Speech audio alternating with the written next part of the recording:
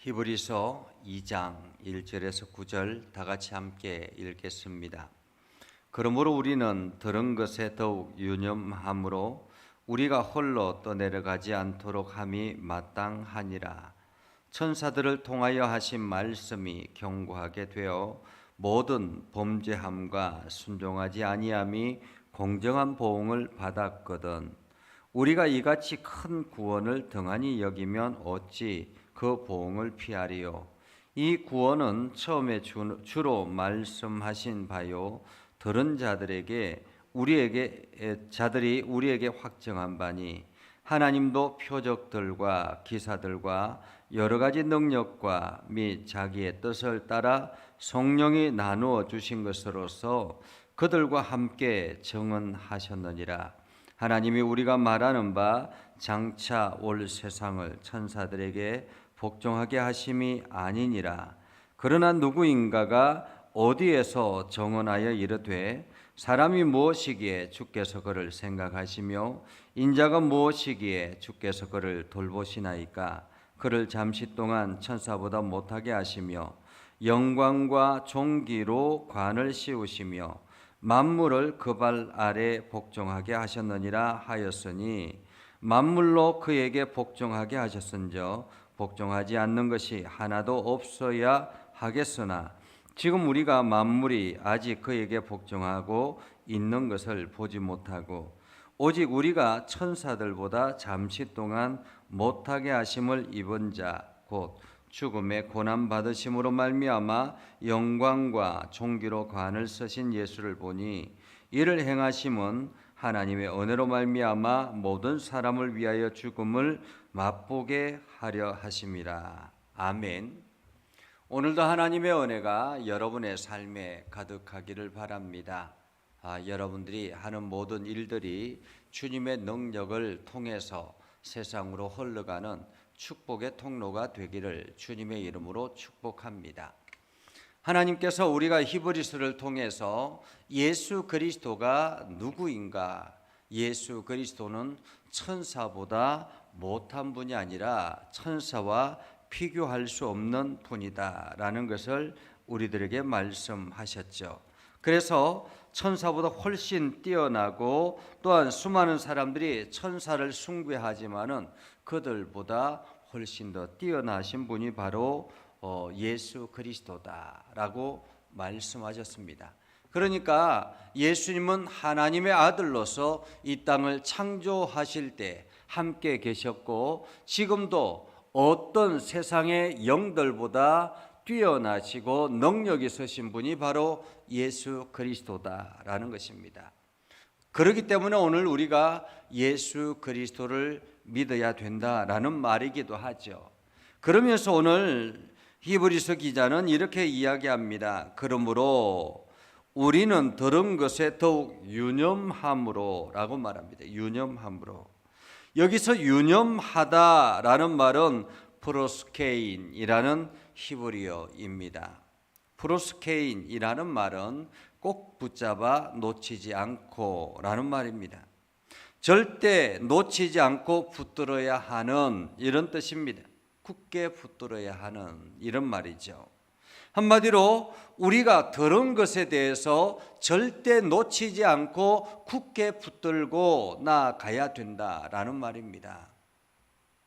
그러면서 이렇게 말하죠. 우리가 홀로 떠내려가지 않도록 함이 마땅하다. 여기서 홀로 떠내려가지 않는다라는 말은 어떤 뜻일까요? 파라레오라는 그런 단어를 사용해서요. 이것은 어떤 의미냐면 반지가 손가락에서 빠져 버리듯이 이런 뜻입니다. 음식물을 실수로 흘러 버리듯이 라는 말입니다. 이 말은 무의식 중에서 그냥 말해버리듯이 이런 말이기도 합니다.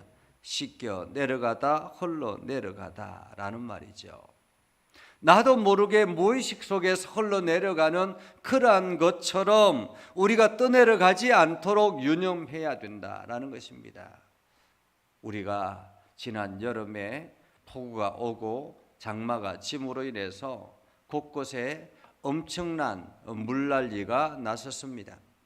그때 많은 사람들이 물에 빠져서 떠내려가지 않기 위해서 얼마나 난간을 붙잡고 얼마나 주변을 붙잡고 그렇게 동롱거리며 지냈는가 하는 것을 우리는 뉴스를 통해서 보았습니다.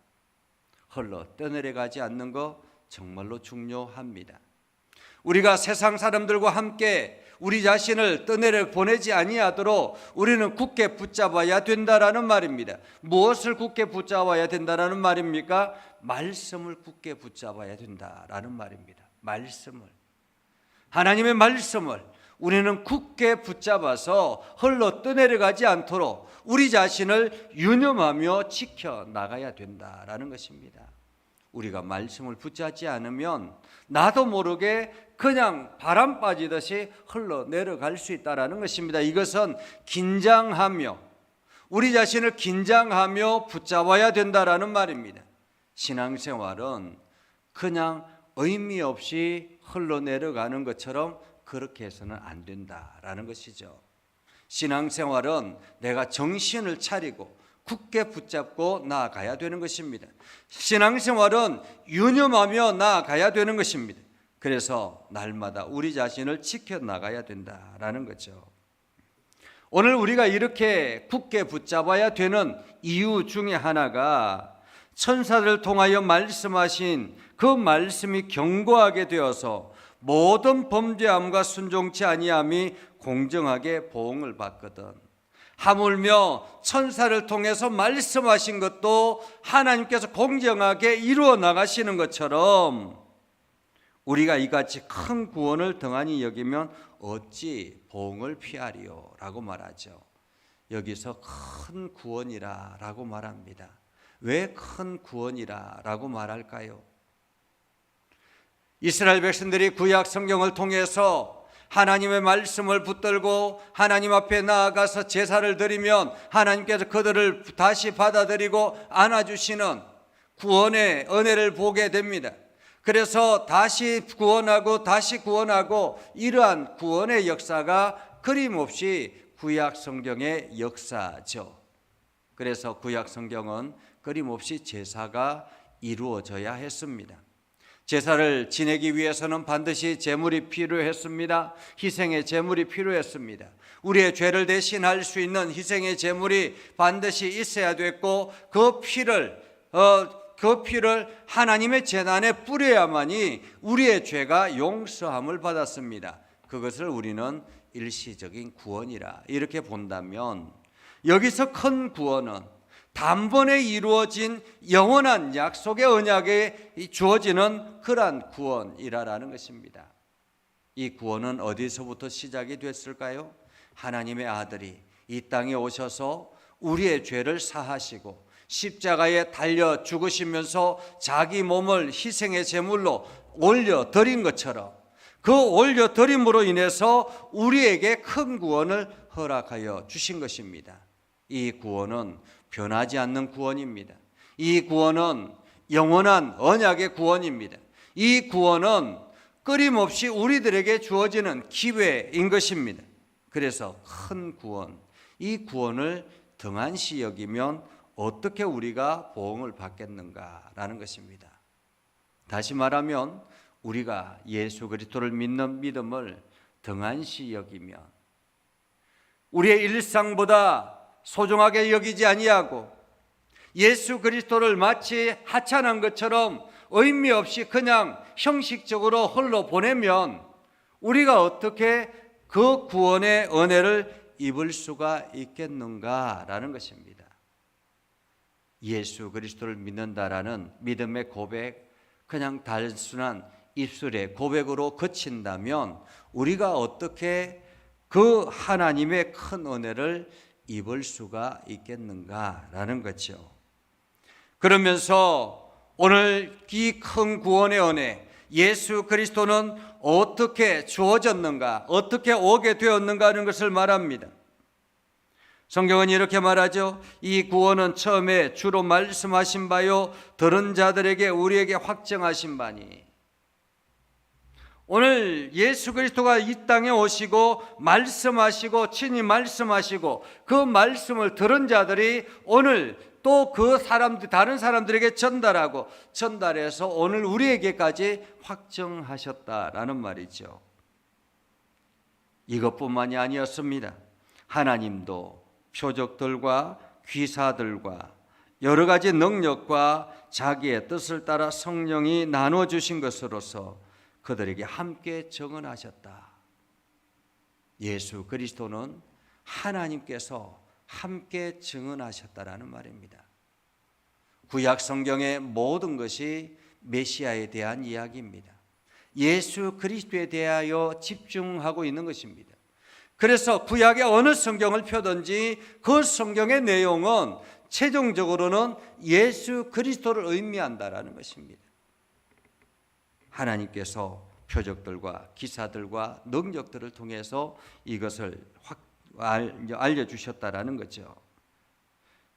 그러면서 예수 그리스도가 마치 천사들에게 복종하심 같이 세상에 이 땅에 오실 때에는 인간의 모습으로 오셔서 천사보다 조금 못한 존재로, 마치 천사보다 떨어진 존재로, 능력 없는 존재로 그렇게 이 땅에 오셨다라는 것입니다. 그것은 어디에 기록하고 있느냐? 시편 8편 4절에서 6절까지 기록된 말씀이라는 거죠. 이미 그것도 성경에, 구약 성경에 예고된 말씀이었다. 그래서 인간의 몸, 천사보다 조금 못한 모습처럼 보이는 인간의 몸으로 오셨지만, 그러나 하나님께서는 천사를 우리보다 뛰어난 존재로 만드신 것이 아니라 우리에게 복종하기 위한 존재로 만드셨다라는 것을 오늘 성경은 말하고 있습니다. 그래서 천사는 인간이 숭배해야 될 대상이 아니라라는 것이죠. 우리가 숭배하고 우리가 경배해야 될 대상은 오로지 예수 그리스도 한 분이어야 하는 것입니다.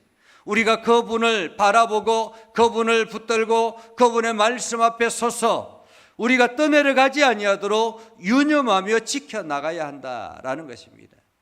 이것이 오늘 우리가 지켜야 될 신앙이라는 것입니다.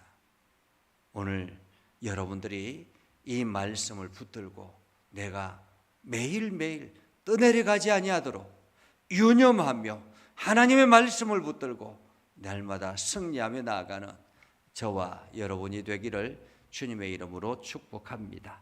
기도하겠습니다. 거룩하신 아버지 하나님, 은혜를 감사합니다. 오늘도 하나님의 말씀을 붙들고 하나님의 뜻대로 나아가며 하나님께 영광을 돌리며 나아가는 복된 삶을 살아가게 하여 주시옵소서. 하나님, 이 시간도 우리와 동행하여 주셔서 우리가 평안하게 하시고 하나님의 말씀 안에 거하게 하셔서 하나님의 영광을 드러내며 나아갈 수 있도록 우리를 붙잡아 주시옵소서. 우리가 홀로 떠내려가지 않도록 날마다 말씀을 유념하여 받게 하시고 들은 말씀을 우리 가슴에 새기며 그 말씀에 순종하는 우리의 삶이 되게 하옵소서. 이제 내일 주말을 보내고 거룩한 주일을 맞이하면 예전교회 37주년을 맞이합니다. 아버지 하나님, 이 예전교회 창립 기념 주일에 온 성도들이 모여서 함께 기뻐하며 온 성도들이 함께 찬양하며 온 성도들이 함께 결단하며 나아가는 복된 시간이 되게 하여 주옵소서. 예수님의 이름으로 기도드리옵나이다. 아멘. 이제는 우리 구주 예수 그리스도의 은혜와 하나님 아버지 극진하신 사랑과 성령님의 감동, 감화, 역사하심이 오늘도 믿음의 삶을 살아가기로 다짐하는 귀한 성도들 머리 위에 하는 모든 일들 위에 영원토록 함께 하옵시기를 간절히 축원하옵나이다. 아멘.